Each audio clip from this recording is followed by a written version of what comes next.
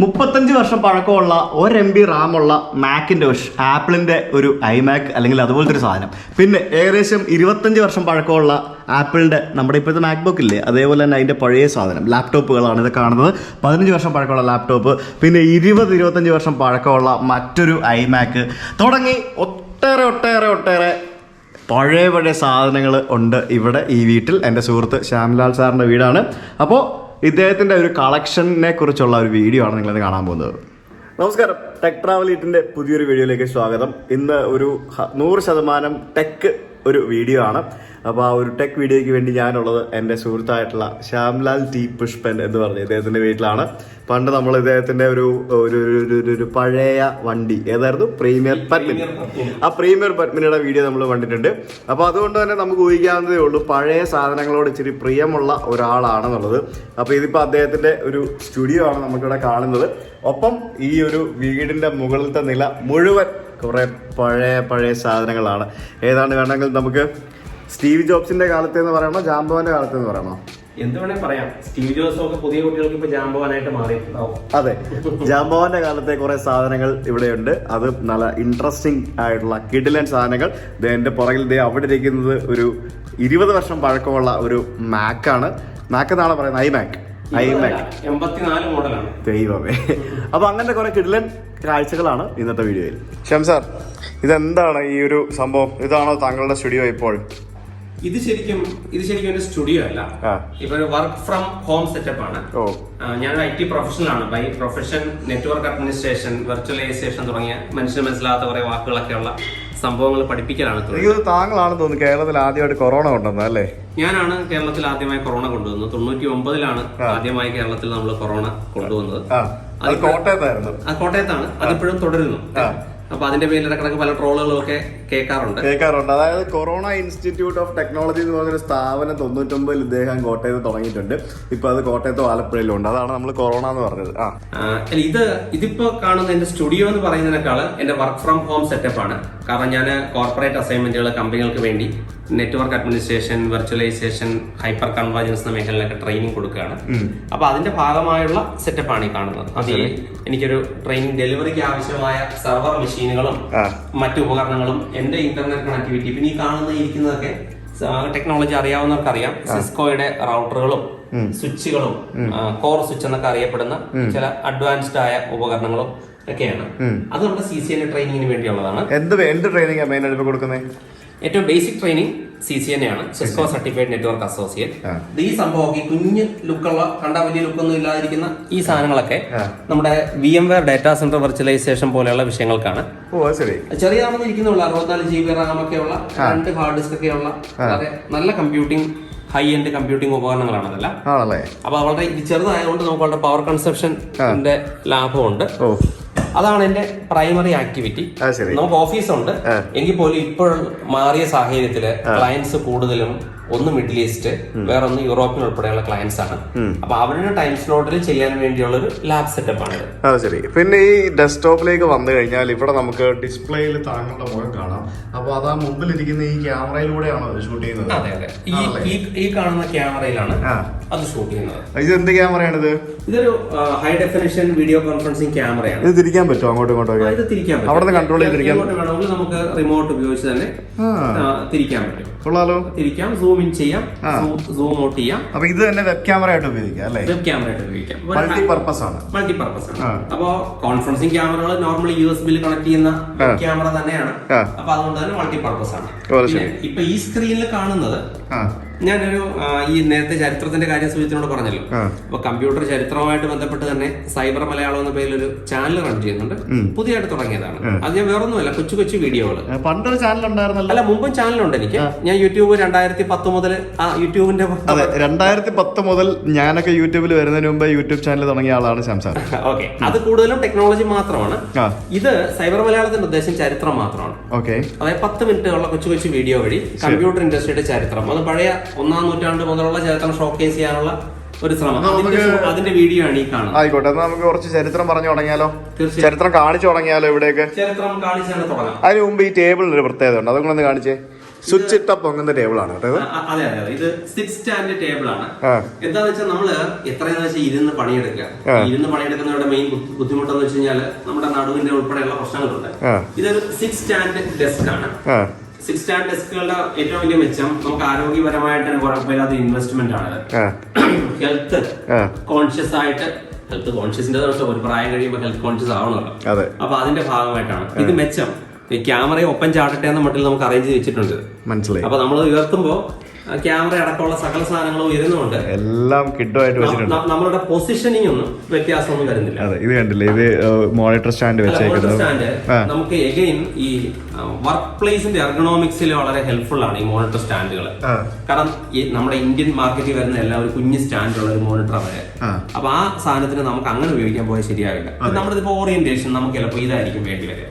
അപ്പൊ നമുക്ക് ഈ ആംഗിളിൽ വെച്ചിട്ട് നമുക്കൊരു എഡിറ്റിംഗ് വർക്കൊക്കെ ആണെങ്കിൽ നിസ്സാരമായിട്ട് ഇങ്ങനെ ചെയ്യാം. ടൈപ്പിംഗ് ഒക്കെയാണ് ചെയ്യുന്നത്, അങ്ങനെ ചെയ്യാം. അല്ല ഏത് ആംഗിളിൽ തിരിക്കാം, എങ്ങോട്ട് വേണേൽ കൊണ്ടുപോകാം. നമ്മളൊരു ഷോയ്ക്ക് വെച്ചേക്കോട്ടെ, കേബിൾ കണക്ട് ചെയ്തിട്ടില്ല. ഇത് ഞാനിപ്പോ ഷൂട്ട് ചെയ്യുന്നതിന് മുമ്പായിട്ട് ഒരെണ്ണം ഇവിടെ ഒരു ഭംഗിക്ക് വേണ്ടി. അതെ, ഇപ്പൊ ആൾക്കാർ ചോദിക്കും ഇവിടെ കേബിൾ ഒന്നും കണക്ട് ചെയ്തിട്ടില്ലല്ലോ. അതുകൊണ്ട് ഞാൻ പറഞ്ഞതേ ഉള്ളൂ. ഞാൻ ഡ്യുവൽ ഇതിന്റെ ഫീച്ചർ കാണിക്കാൻ വേണ്ടി ഇത് ഞാൻ ഉപയോഗിക്കുന്നത് തന്നെയാണ്. ഇത് ഇവിടെ നിന്നുള്ള ഇതിന്റെ ഔട്ട്പുട്ടാണ്. ഇപ്പൊ ഉയരുമ്പോൾ പറ്റുന്നതുകൊണ്ട് ഞാൻ കേബിൾ ഊരി മാറ്റിയതാണ്. Direct USB type C cable വെച്ചിട്ട് ഇത് നോർമൽ 8 ഇഞ്ച് കുഞ്ഞ് ഡിസ്പ്ലേ ആണ്. ഞാനിത് ഒറിജിനലി ഉപയോഗിച്ചത് അതിനല്ല കേട്ടോ. ഞാൻ അല്ല, മീ ലോഗോ അല്ല ഇത്. ഞാൻ മിഡിൽ ഈസ്റ്റിൽ നിന്ന് ലാസ്റ്റ് ദുബായിൽ നിന്ന് പർച്ചേസ് ചെയ്ത സാധനം. ചിലപ്പോ ആയിരിക്കും. ഇതിന് എനിക്ക് വളരെ ഉപകാരമുണ്ട്. കാരണം ഇത് നമുക്ക് ബാഗിൽ വെച്ചിട്ട് പോയാൽ നമ്മുടെ ലാപ്ടോപ്പിന്റെ ഒരു സെക്കൻഡ് മോണിറ്റർ ആയിട്ട് നമുക്ക് ഉപയോഗിക്കാം. പിന്നെ വേറൊരു കാര്യം ഉണ്ട് കേട്ടോ, ഈ ലാപ്ടോപ്പിന് സെക്കൻഡ് മോണിറ്റർ ആക്കാൻ ഇത് തന്നെ വേണമെന്നില്ല. നമുക്കൊരു ടാബ്ലറ്റ് ഉണ്ടെങ്കിൽ ഒരു കുഞ്ഞു സോഫ്റ്റ്വെയർ ഇൻസ്റ്റാൾ ചെയ്ത് കഴിഞ്ഞാൽ നമുക്ക് ചെയ്യാൻ പറ്റും. ഇതുപോലത്തെ കുറെ നുറുങ്ങു വിദ്യകളൊക്കെ സൈബർ മലയാളത്തിൽ കാണാം അല്ലേ? അത് സൈബർ മലയാളത്തെക്കാൾ എന്റെ ബേസിക് യൂട്യൂബ് ചാനലിലാണ്. സൈബർ മലയാളം ഫോക്കസ് അതല്ല, ഒറ്റ കാര്യമേ ഉള്ളൂ. നമ്മള് ഈ കമ്പ്യൂട്ടർ ചരിത്രം പറയുമ്പോൾ ഒരു കുഴപ്പമുണ്ട്. ആളുകൾക്ക് ആകപ്പെടെ പരിചയം ചാൾസ് ബാബേജിനെ. പിന്നെ അടുത്തൊരു ചോദ്യമുണ്ട്, ചാൾസ് ബാബേജ് എവിടുത്തുകാരനാണ്? ആർക്കറിയാം? അതാണ് സ്ഥിരമുള്ള ഡയലോഗ്. പക്ഷെ അതിനും പുറകോട്ട് ചിന്തിച്ചാല് കമ്പ്യൂട്ടിംഗ് ഇൻഡസ്ട്രി കോൺട്രിബ്യൂട്ട് ചെയ്ത ഇഷ്ടംപോലെ മനുഷ്യരുണ്ട്, സ്ഥാപനങ്ങളുണ്ട്. അപ്പൊ ഇവരെ ഒന്ന് ലൈം ലൈറ്റിലേക്ക് കൊണ്ടുവരിക. നമുക്ക് ഈ ചരിത്രത്തോടെ പണ്ട് വലിയ പാഷനൊന്നും ഇല്ല മനുഷ്യന്. പണ്ട് നമ്മൾ സ്കൂളിലൊക്കെ പഠിക്കുന്ന ചരിത്രം ഭയങ്കര ബോറായിരുന്നു അല്ലേ? അപ്പൊ അതിന്റെ പഠിപ്പിക്കുന്നവരുടെയും കുഴപ്പമായിരിക്കാം. എന്തായാലും അതിനെ ഒന്ന് ഇൻട്രസ്റ്റിംഗ് ആക്കി മാറ്റാനും ഇപ്പോ ചിലരെങ്കിലും ഞാനിപ്പോൾ ചില സ്കൂളുകൾക്ക് വേണ്ടി ചില എക്സ്പെർട്ട് ഇന്ററാക്ഷൻ പ്രോഗ്രാം നടത്താറുണ്ട്. ലാസ്റ്റ് VHSCക്ക് വേണ്ടി നടത്തിയപ്പോൾ അത്ഭുതം തോന്നിയ കാര്യം, എപ്പോഴാണ് ഈ കമ്പ്യൂട്ടർ വന്നതെന്ന് വെറുതെ ചോദ്യം ചോദിച്ചു പോയി. കമ്പ്യൂട്ടർ സ്റ്റുഡൻസ് ആണ്.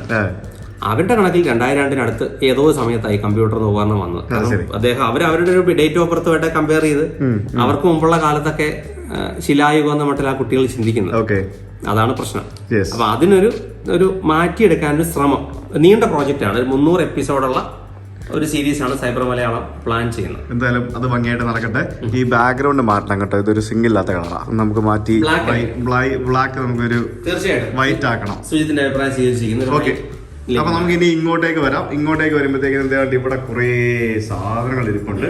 ഇവിടെ ഇരിക്കുന്ന സാധനങ്ങളിലേക്ക് വരുന്നതിന് മുമ്പായിട്ട് നമുക്ക് ആ മാക്കിൽ നിന്ന് തന്നെ തുടങ്ങിയേക്കാം അല്ലേ?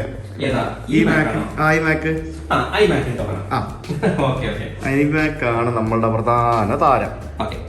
ഐമാക് അല്ലാതെയും ശരിക്കും ടെക്നോളജിയിൽ ഭയങ്കര താരങ്ങൾ വേറെ ഇവിടെ ഉണ്ട്. പക്ഷെ ആളൊക്കെ കാണാൻ ഇഷ്ടപ്പെടുന്ന ഒരു സീരീസ് പറഞ്ഞാൽ ഇതാണല്ലേ, ഐമാക് ആണ്. ഐമാക്കിന് ഒരു പ്രത്യേകത, ഒന്നാമത്തെ കാര്യം നമ്മൾ ജോണി ഐവ് എന്ന് പറയുന്ന ആപ്പിളിന്റെ ഏറ്റവും ഒരു പ്രതിഭാധനായ ഒരു ഡിസൈനർ ഉണ്ടല്ലോ. നമ്മൾ ആപ്പിളിന്റെ ഏത് ഡിവൈസും ഇപ്പൊ കാണുന്ന ഒരു ലിക്വിഡ് ഡിസൈൻ എന്ന് പറയുന്ന കൺസെപ്റ്റിലുള്ള ഏത് ആപ്പിൾ കൺസെപ്റ്റുകളുടെയും പുറകിലുള്ളത് ജോണി ഐവ് ആണ്. നമ്മൾ എപ്പോഴും ക്രെഡിറ്റ് കൊടുക്കുന്ന സ്റ്റീവ് ജോബ്സിനാണ്. കാരണം പുള്ളിയായിരുന്നല്ലോ ഇതിന്റെ പുറകെ ഇൻസ്പിറേഷൻ. പക്ഷെ പുള്ളി ടെക്നോളജിസ്റ്റ് അല്ലായിരുന്നു. അപ്പൊ അദ്ദേഹത്തെക്കാൾ കൂടുതൽ നമ്മൾ ജോണി ഐവിനാണ്. അപ്പൊ ജോണി ഐവിന്റെ ക്രിയേറ്റിവിറ്റിയുടെ ഏറ്റവും നല്ല ഉദാഹരണങ്ങൾ, ആദ്യത്തെ ഉദാഹരണമായിരുന്നു ഇത്. ഞാൻ ഇതിനേക്കാൾ പഴയ ഒരു ആപ്പിൾ പിന്നെ കാണിക്കാം, പുറകെ കാണിക്കാം. പക്ഷെ അതിന് പകരം ഇത് ഭയങ്കരമായ ക്രിയേറ്റീവ് ആശയങ്ങളുടെ ഒരു കളക്ഷൻ ആയിരുന്നു. ഒന്നാമത്തെ കാര്യം ഇതൊരു ഗ്ലാസ് ആണ്. ഗ്ലാസിന്റെ ഇത് പ്ലാസ്റ്റിക് ആണ്, പക്ഷെ ട്രാൻസ്പെറന്റ് ആയ ഒരു സാധനമാണ്. പൂർണ്ണമായിട്ടും ഇതിനകത്തോട്ട് നമ്മൾ വെളിച്ചം അടിച്ചു കഴിഞ്ഞാൽ ഇതിനകത്ത് നമ്മൾ പാർട്സ് ഒക്കെ കാണാം. ഇത് പിക്ചർ ട്യൂബ്. ഇപ്പുറത്തേക്കൊക്കെ വന്നു കഴിഞ്ഞാൽ ഇതിന്റെ മറ്റ് ഘടക ഭാഗങ്ങളൊക്കെ നമുക്ക് നോക്കി ഇപ്പൊ ഇവിടെ കാണാം. പ്രോസസർ ഇവിടെ എനിക്ക് കാണാം, ഉൾപ്പെടെ ഇരിക്കുന്ന സാധനമാണ്. അപ്പൊ ഇപ്പൊ പിന്നീട് ഇതിനെ അനുകരിച്ചിട്ടുണ്ട് പലരും. ഇതിന്റെ കൺസെപ്റ്റ് വെച്ച് നമുക്ക് ഇത് ഈ ഒരു ഭാഗത്ത് നമുക്ക് പിടിച്ച് പൊക്കി നടക്കാൻ പറ്റും. കണ്ടാ നമുക്ക് പൊട്ടുമെന്ന് തോന്നുമെങ്കിലും ഇത് വളരെ സോളിഡ് ആയിട്ടാണ് ഉണ്ടാക്കിയിരിക്കുന്നത്. ഈ ഒരു ഭാഗത്ത് പിടിച്ച് പൊക്കി നമുക്ക് എടുത്ത് കൊണ്ടുപോകാം. ഇത് വർക്ക് ചെയ്യും. ഇതിപ്പോ ഏത് വർഷത്തിൽ ഇറങ്ങിയ സാധനം? 1999. ഓ അത് ശരി. ഇപ്പൊ 1999 ഇതിപ്പോ ഒന്ന് ആലോചിച്ചാല് ഒരു അന്ന് 1 ലക്ഷം രൂപയ്ക്ക് അടുത്ത് വിലയുണ്ടായിരുന്നു എന്റെ വിശ്വാസം. കാരണം അന്ന് നമുക്ക് ചിന്തിക്കാൻ പറ്റാത്ത അഫോർഡബിൾ അല്ലാത്ത ഒരു ഉപകരണമായിരുന്നു ഈ സാധനം. അപ്പൊ ഞാനൊന്നും ചിന്തിക്കില്ല 99 ഈ സാധനം വാങ്ങിക്കുന്ന ചിന്തിക്കില്ല. ഞാൻ ഇതിന് പവർ ഓൺ ചെയ്ത് കാണിക്കാം. ഇതിന് വേണ്ടി തന്നെ ഒരു ആപ്പിളിന്റെ കീബോർഡിൽ എപ്പോഴും പ്രത്യേകതയുണ്ട്. ആപ്പിളിന്റെ USB എന്ന് വെച്ചാൽ അന്തസ്സുള്ള USB ആണ്. അതിലൊറ്റ കേബിളിൽ വന്നാൽ അതിൽ നിന്ന് കണ്ടിന്യൂ ചെയ്ത് കണക്ട് ചെയ്ത് പോകുന്ന രീതിയിലാണ് അന്നും ഇന്നും ആപ്പിളിന്റെ ഡിസൈൻ. ഇതിനു വേണ്ടി തന്നെ ആപ്പിൾ ഒരു കീബോർഡ് ഇറക്കിയിരുന്നു. അത് പല കളറിലായിരുന്നു ഈ മെഷീൻ വന്നിരുന്നത്. അപ്പൊ ഏത് കളറാണോ ഇവിടെ ഉള്ളത് അതിന് പറ്റുന്ന ഒരു കളറുള്ള ഒരു കീബോർഡ്. എനിക്കൊന്നും ഇതിപ്പോ വർക്ക് ചെയ്യുന്നില്ല. അപ്പൊ ഞാൻ അതുകൊണ്ടാണ് ഈ കീബോർഡിലോട്ട് മാറാൻ നോക്കുന്നത്. പണ്ട് മുതലേ ആപ്പിൾ ഈ ഫാൻസി പരിപാടികളിലൊക്കെ അത്യാവശ്യം അതായത് ഒരു ഹ്യൂമൻ സെൻട്രിക് എന്ന് പറയാവുന്ന ഒരു അപ്രോച്ചാണ്.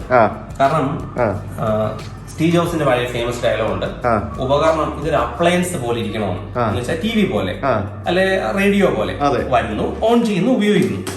ഇത് ഓൺ ചെയ്യുന്നു. ഞാനിപ്പോ ഇത് പവർ ബട്ടൺ ഓൺ ചെയ്യുന്നു. അപ്പൊ നമുക്ക് വളരെ ഫെമിലിയർ ആയ ഒരു ആപ്പിൾ ലോഗോ ഉണ്ട് തെളിഞ്ഞു വരുന്നത്. ഏത് ആപ്പിൾ മെഷീൻ ഓൺ ചെയ്യുമ്പോഴും നമ്മള് പ്രതീക്ഷിക്കുന്ന ഒരു ലോഗോ ഉണ്ട്.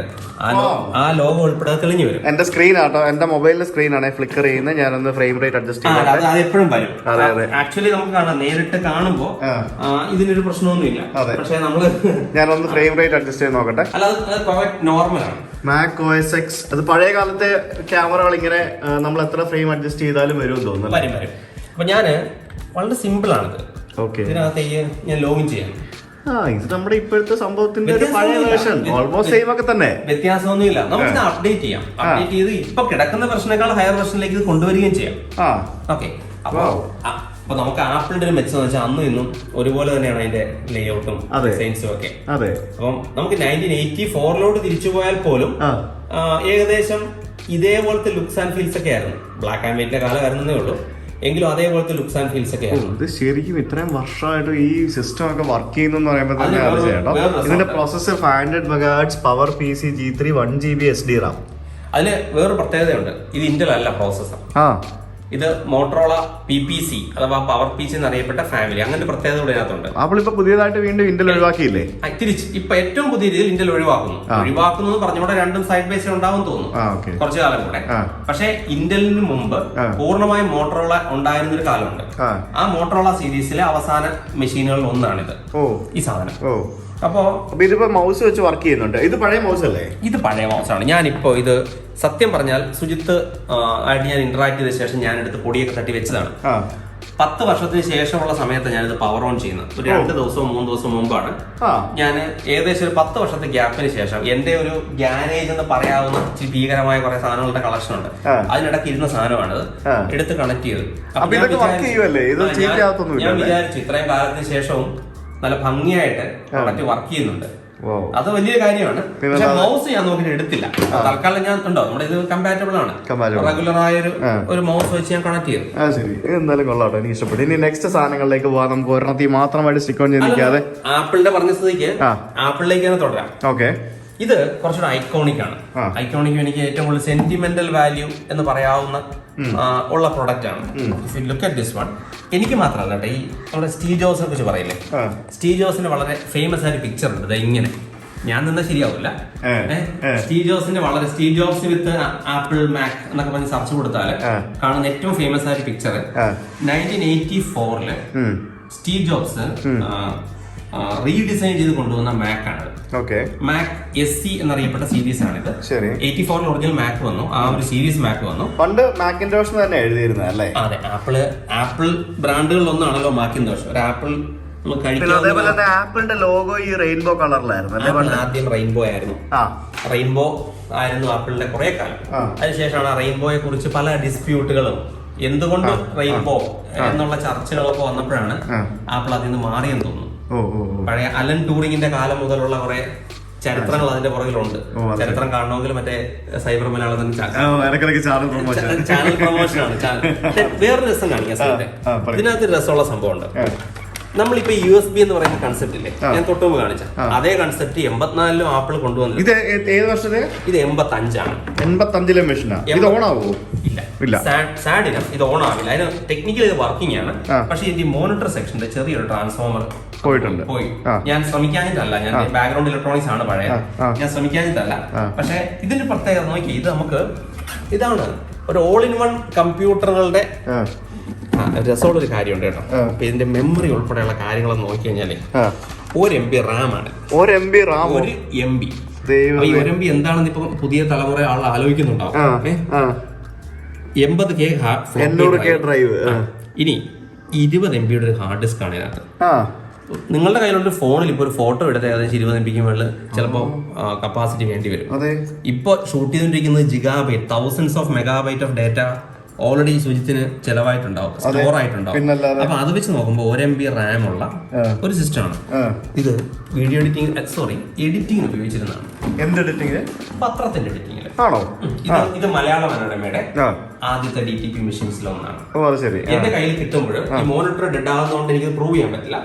മോണിറ്റർ ഡെഡ് ആകുന്ന മുമ്പ് കർഷകശ്രീ മാഗസിന്റെ കുറെ ലക്കങ്ങൾ ഉൾപ്പെടെ എഡിറ്റഡ് വർക്കിനകത്ത് കിടപ്പുണ്ട്. മലയാളം ഫോൺ അടക്കം, മൈക്രോസോഫ്റ്റ് ഓഫീസ് അടക്കം. അപ്പൊ അതൊന്ന് ഫോർമാറ്റ് ചെയ്യാനാണോ അത് വിറ്റത്? അല്ല, ആക്ച്വലി അതൊരു അവരുടെ ഒറിജിനൽ ഇത് കഴിഞ്ഞിട്ട് മറ്റ് വലിയ സെൻസിറ്റീവ് അല്ലാത്ത വിവരങ്ങൾ അവിടെ കിടക്കുന്നത്. അപ്പൊ ഇത് കണ്ട് ഇതിന്റെ നമ്മള് മൗസിന്റെ പുറകെ കുത്തണമെന്നില്ല, കീബോർഡ് സൈഡിൽ കുത്തി എക്സ്റ്റെൻഡ് ചെയ്യാം. അങ്ങനെയല്ലേ പരിപാടി?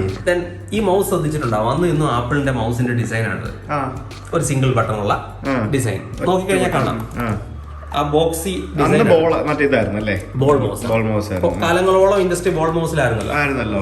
അപ്പൊ അതിന്റെ ശരിക്കും ഈ ഡിസൈൻ 84 മോഡലിന്റെ ഒരു ഭംഗി മനസ്സിലാവണമെങ്കിൽ 84 മോഡലിലെ വേറൊരു ഇതിനെ ബ്യൂട്ടി എന്ന് വിളിക്കാമെങ്കിൽ നമുക്കൊരു ബീസ്റ്റിനെ പരിചയപ്പെടാം. 84 മോഡലില് IBM കമ്പാറ്റബിൾ മെഷീൻ എങ്ങനെ ഇരിക്കും വെച്ചാൽ ഇങ്ങനെ ഇരിക്കും. ഇതെന്താ സാധനം? ഇതൊരു 84 കാലഘട്ടം 85 കാലഘട്ടത്തിലെ ഒരു സാധാരണ PC ആണ്. നമ്മൾ പേഴ്സണൽ കമ്പ്യൂട്ടർ എന്ന് വിളിക്കില്ലേ? ശരി. അപ്പൊ ഈ PC ആർക്കിടെക്ചറിൽ ആപ്പിൾ എപ്പോഴും മാറുന്നുണ്ടല്ലോ. സുജിത്തിനും അറിയാലോ, നോർമൽ ലാപ്ടോപ്പും ആപ്പിളും ആള് വ്യത്യാസം പറയും, അല്ലെ നോർമൽ മൊബൈലും ആപ്പിളും വ്യത്യാസം പറയും. ആ വ്യത്യാസം അന്നത്തെ കാലത്ത് റിഫ്ലക്ട് ചെയ്യുന്ന കാര്യമാണ്. അന്ന് ഇതൊന്നും എടുത്തിട്ട് പോകുന്ന ആലോചിച്ച് നോക്ക്. അതേ സാധനം ഇതൊന്നും എടുത്തിട്ട് പോകുന്ന ആലോചിച്ച് നോക്ക്. ഈ വ്യത്യാസമുണ്ട്. ഇത് 3 പീസാണ്. ഇതിന്റെ ഡിസ്പ്ലേ മാത്രമാ? ഇത് ഡിസ്പ്ലേ യൂണിറ്റ്, ബാക്കിയെല്ലാം താഴെയാ. ഡിസ്പ്ലേ യൂണിറ്റ് മാറ്റി വെച്ചാൽ ഡിസ്പ്ലേ യൂണിറ്റ് പുറകിലൊക്കെ രസകരമായി നമ്മൾ തിയറി ഒക്കെ ഉണ്ട്. തിയറി പറഞ്ഞ ആളെ ബോർഡ് ശരിയാവും. നമുക്കിത് കാണിച്ചു കൊടുത്ത് രസിപ്പിക്കാം. അതെ, മാത്രമല്ല ടെക്നോളജി അറിയാവുന്നവരും താല്പര്യമുള്ളവർക്കും ഉറപ്പായിട്ടും ചോദ്യങ്ങൾ ചോദിക്കാൻ പറ്റും. അതെ, അവര് കമന്റ് ചെയ്യട്ടെ. അവരപ്പോ എന്റെ ചാനലിൽ വന്ന് കമന്റ് ചെയ്യട്ടെ. അതല്ലേ ഹീറോയിസം? അതാണ്. ഇത് ഈ സാധനം ഞാൻ കാണിച്ചത്. ഇത് ഏത് വർഷത്തെ സാധനം? 85. 1985 ഞാൻ ജനിക്കുന്നതിന് മുമ്പ് ഉണ്ടായിരുന്ന കമ്പ്യൂട്ടറാണ് ഗൈസ്. കണ്ടോളൂ. ഞാൻ 5ാം ക്ലാസ്സിൽ പഠിക്കുകയായിരുന്നു. ഓ മൈ ഗോഡ്. പ്രായത്തെക്കുറിച്ച് ആളുകൾ എന്റെ പൊന്നേ. ഈ മെഷീൻ ഇതിന് രസമുള്ള കാര്യമാണ്. ഈ മെമ്മറി ഉണ്ടോ? ഈ മെമ്മറിയുടെ പേര് സിപ്പ് എന്നാണ്, സിംഗിൾ ഇൻലൈൻ പിൻ പാക്കേജ്. ഇത് കണ്ട പിൻസ് ആണ്, കുത്തി ഇറക്കാണ്. നമ്മൾ ഇത് ശരിക്കും ഹാൻഡ് സോൾഡർ ചെയ്യാം. കാരണം നമുക്ക് വീട്ടില് ഈ ഒരു മദർ ബോർഡ് മേടിച്ചിട്ട് സാധനം സോൾഡർ ചെയ്ത് പിടിപ്പിക്കാവുന്ന അത്രയും പ്രിസിഷനേ ഉള്ളു ഇതിനൊക്കെ. എന്നുവെച്ചാൽ അന്ന് അങ്ങനെ ഉണ്ടായിക്കൊണ്ടിരുന്നത്, കൈകൊണ്ട് ഉണ്ടായിക്കൊണ്ടിരുന്ന സാധനങ്ങളാണ്. മനസ്സിലായി ഈ ഉപകരണം. ഈ സിപ്പിനൊക്കെ ഉണ്ടല്ലോ, ഇതെല്ലാം കൂടെ ചേർത്ത് ഒരു 4 കൂടെ ചേർത്തിട്ട് ഒരു 1/2 MB ഉണ്ടാവും മെമ്മറി. സത്യം, 1/2 MB മെമ്മറി. ഇതിന് പ്രോസസർ ഉണ്ടോ? എന്ത്? ഇത് ഇന്റൽ 386 എന്നാണ് ഈ പ്രോസസറിന്റെ പേര്. ഈ 386 പ്രോസസർ ഒരു 33 മെഗാഹെർട്സ് ആണ് അതിന്റെ വേഗത. എന്നുവെച്ചാൽ 1000 മെഗാഹെർട്സ് ആണ് ഒരു ജിഗാഹെർട്സ്. ഇപ്പൊ നമുക്ക് 2.4 ജിഗാഹെർട്സ് ഒക്കെ നോർമൽ സ്പീഡ്. എന്നുവെച്ചാൽ 2400 മെഗാഹെർട്സ്. അത് വെച്ച് നോക്കുമ്പോൾ 33 മെഗാഹെർട്സ് ഓടിക്കൊണ്ടിരിക്കുന്ന കക്ഷിയാണ്. അപ്പൊ ഫ്ലോപ്പി ഡ്രൈവ് പരിചയം ഉണ്ടാവും കുറച്ചു പേർക്ക്. ഫ്ലോപ്പി ഡിസ്ക്, പഴയ insert the disk and close the door എന്ന് പറഞ്ഞിരുന്ന സാധനം. ഡിസ്ക് ഇടുക, ഡോർ അടയ്ക്കുക. ഇത് ടേപ്പ് മെക്കാനിസം ആണ്. ടേപ്പ് എന്ന് വെച്ചാൽ നമ്മള് മാഗ്നറ്റിക് ടേപ്പ് ഇല്ലേ, നമ്മുടെ പഴയ ഓഡിയോ കാസറ്റ് ഉണ്ടല്ലോ, ഓഡിയോ കാസറ്റിന്റെ വേറൊരു രൂപമുണ്ട്. ഞാൻ ഇവിടെ കൊണ്ടുവരാം. ഓഡിയോ കാസറ്റിന്റെ പഴയ ഒരു ടേപ്പ് ഡ്രൈവ് അകത്ത് കാണിച്ചു തരാം. ഇപ്പൊ ഈ കാണുന്ന ടേപ്പ് ഡ്രൈവ് തന്നെയാണ്, അതിന്റെ വേറൊരു രൂപമാണ്. ഇത് ടേപ്പ് ഡ്രൈവ്. ഇത് ഞാൻ കണ്ടിട്ടില്ല. ഇത് ഞാൻ ഇവിടെ തുറന്ന് കാണിച്ചു. ഇത് ആക്ച്വലി ഇത് ഫ്രണ്ട് മാത്രമേ നമ്മൾ കാണുന്നുള്ളൂ, കസ്റ്റമർ കാണുന്നുള്ളൂ. നമ്മളിങ്ങനെ തുറന്നു കഴിഞ്ഞാൽ ഈ സാധനം പുറത്തേക്ക് വരും. ഓ, ഇത് നമ്മുടെ മറ്റേ പഴയ കാസറ്റ് പോലത്തെ സാധനം. പഴയ കാസറ്റ് ഇത്രയല്ലേ ഉള്ളൂ, ഇത്ര ഇതിന്റെ പകുതിയല്ലേ ഉള്ളൂ. അതിന്റെ വലുതുണ്ട്. ഇത് 150 MB ഡേറ്റ സ്റ്റോറേജ് ഉള്ള ഒരു ടേപ്പ് സിസ്റ്റം ആണ്, ടേപ്പ് സൊല്യൂഷൻ. ടേപ്പുകൾ ഇപ്പോഴും ഉണ്ട് കേട്ടോ. അപ്പൊ ഇത് ഈ ഫ്ലോപ്പിയും CD ഒക്കെ വരുന്നതിന് മുമ്പുണ്ടായിരുന്ന സാധനമാണോ? CD ഒക്കെ വളരെ മുമ്പുള്ളതാണ്. ആണല്ലേ? അപ്പൊ നമ്മൾ കണ്ടോ ഇതിനകത്തേക്ക് ഇങ്ങനെ ഇൻസെർട്ട് ചെയ്യുന്നത്, ഇതിനകത്തോട്ട് ഇൻസെർട്ട് ചെയ്ത് ഇത് ആക്ച്വലി ഉണ്ടോ ഇതിനകത്തോട്ട് കയറിപ്പോകും. ഇത് കറക്റ്റ് ഇതിന്റെ മോഡൽ അല്ല ഈ ടേപ്പ്, അതുകൊണ്ടാണ് കറക്റ്റ് കയറി പോകാത്തത്. ഇത് ഇതിന് ഓരോന്നിനും അന്ന് പ്രൊപ്പറേറ്റർഷിപ്പ് ഉണ്ടായിരുന്നു, കുത്തക ഉണ്ടായിരുന്നു, പല കമ്പനിയുടെ പല പ്രൊഡക്റ്റുകൾ. ഈ താഴെ കാണുന്ന ഒരു ഹാർഡ് ഡിസ്കിനുള്ള ഒരു ബേ ആണ്. പിന്നെ പവർ സ്വിച്ച് ഉൾപ്പെടെയുള്ള ഹാർഡ് ഡിസ്ക് എന്ന് പറയുമ്പോൾ രസമുള്ള കുറെ ഹാർഡ് ഡിസ്ക് കളക്ഷൻ ഉണ്ട് കേട്ടോ. നമുക്ക് കാണാം. ഇത് SMBS അല്ലേ? SMBS ആണ്. അത് ഇപ്പോഴത്തെ കാലത്തെ പോലെ മറ്റേ ഭയങ്കര കൂടുതൽ കാശ് കൊടുത്ത് മേടിക്കുന്ന വലിയ SMBS ആയതുകൊണ്ടുള്ള വലിപ്പം അല്ല ഇത്. ഇതിന്റെ SMBSന്റെ കുറച്ച് വാട്ടേജേ ഉള്ളൂ. അതിന്റെ സ്റ്റാൻഡേർഡ് വലിപ്പം ഇതാണ്. ഒരു മദർ ബോർഡിന്റെ ഒക്കെ ഒരു സൈസ് കേട്ടോ. ഏത് ബ്രാൻഡിന്റെ ഏത് മേക്കാണിത്? ആക്ച്വലി ഇത് HCLന്റെ BCB എന്നറിയപ്പെടുന്ന സീരീസ് ആണ്. അന്ന് HCL HP-യുമായിട്ട് അലയൻസിലാണ് ഇന്ത്യ വർക്ക് ചെയ്തത്. നമ്മൾ ഹിന്ദുസ്ഥാൻ കമ്പ്യൂട്ടർ ലിമിറ്റഡ് HP എന്ന അമേരിക്കൻ കമ്പനിയുടെ അലയൻസ് ആയിരുന്നു. അപ്പൊ HCL HP-യുടെ BCB വളരെ ഫേമസ്. ഇന്ത്യയിലെ കമ്പ്യൂട്ടർ കൊച്ചു കമ്പ്യൂട്ടർ റവല്യൂഷൻ കൊണ്ടുവന്ന സമയത്തെ ഒരു വലിയ സംഭവമാണ് BCB എന്ന് പറയുന്ന സാധനം. എനിക്ക് ചരിത്രത്തോട് ഭ്രാന്തുണ്ടെന്ന് കണ്ടിട്ട് ഒരു കക്ഷി തന്ന ഗിഫ്റ്റ് ആണ് കേട്ടത്. അതായത് നമുക്ക് തരുന്ന ഗിഫ്റ്റിന്റെ ഒക്കെ നിലവാരം കണ്ടില്ലേ?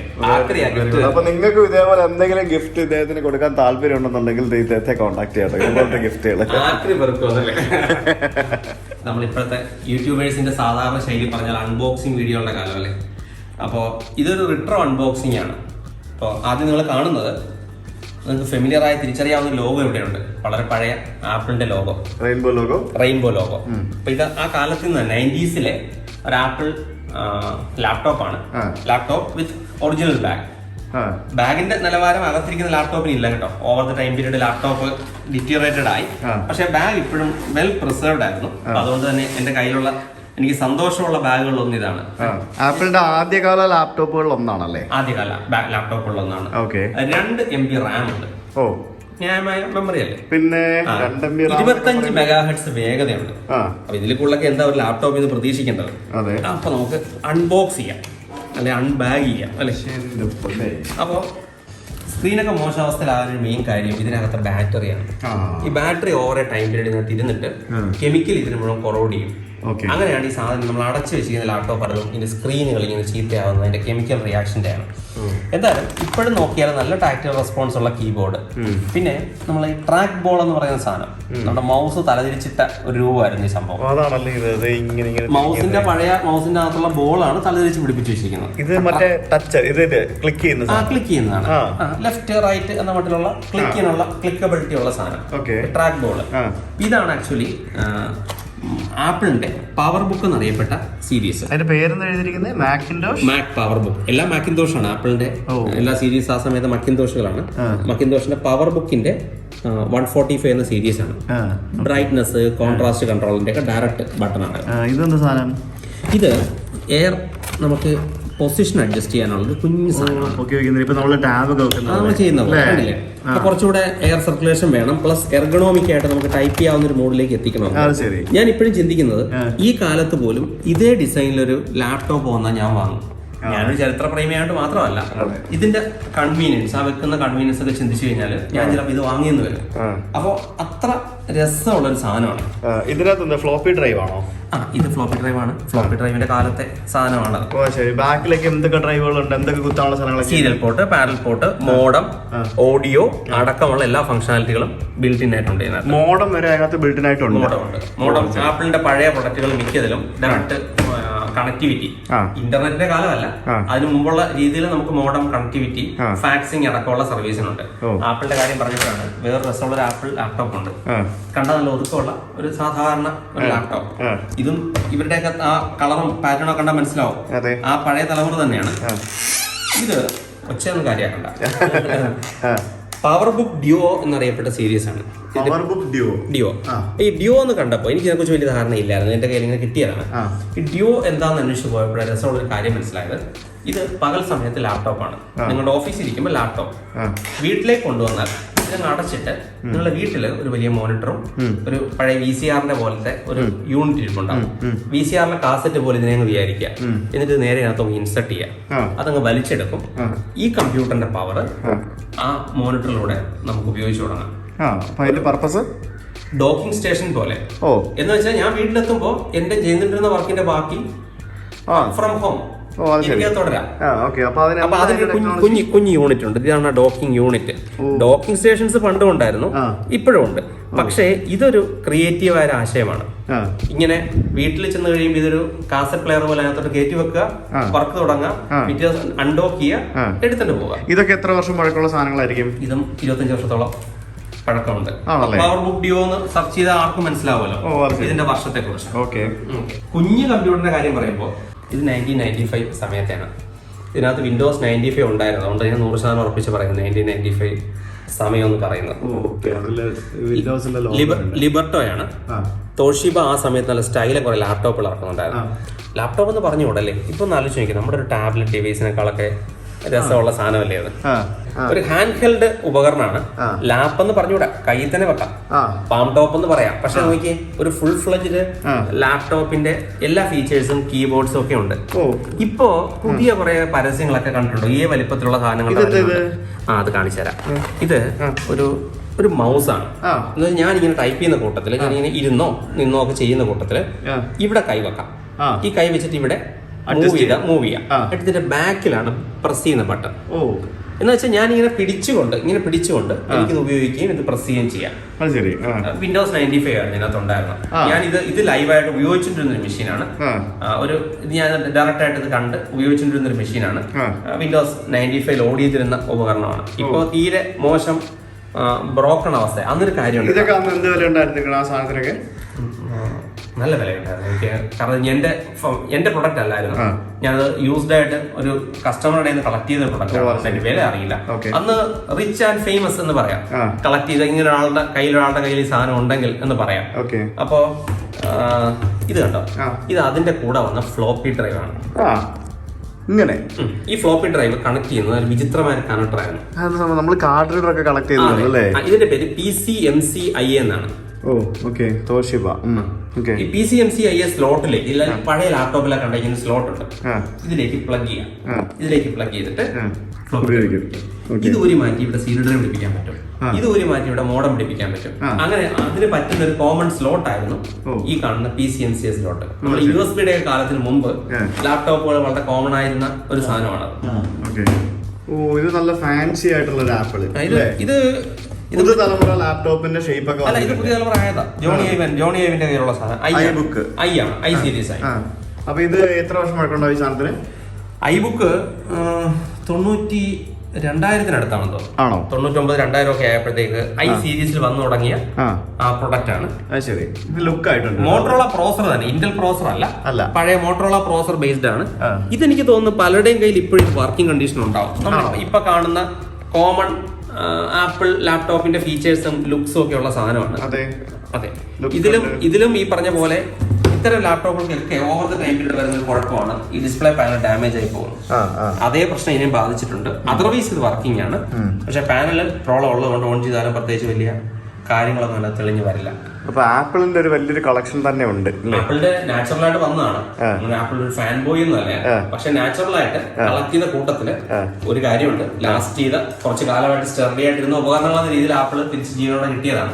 മറ്റു ഉപകരണങ്ങളുണ്ട് അതിനാണ്. ഇനി വേണമെങ്കിൽ സ്റ്റോറേജ് മീഡിയങ്ങളെ കുറിച്ച് മാത്രം വേണം സംസാരിക്കാം. അതിന് മുന്നേ ആ ബാക്കി കാണുന്ന കുറെ MVP സംഭവങ്ങളൊക്കെ കാണാം. മോസ്റ്റ് വാല്യുബിൾ പ്രൊഫഷണൽ, ഇതിങ്ങനെ സ്ഥിരം എല്ലാ വർഷവും കിട്ടാറുണ്ടോ?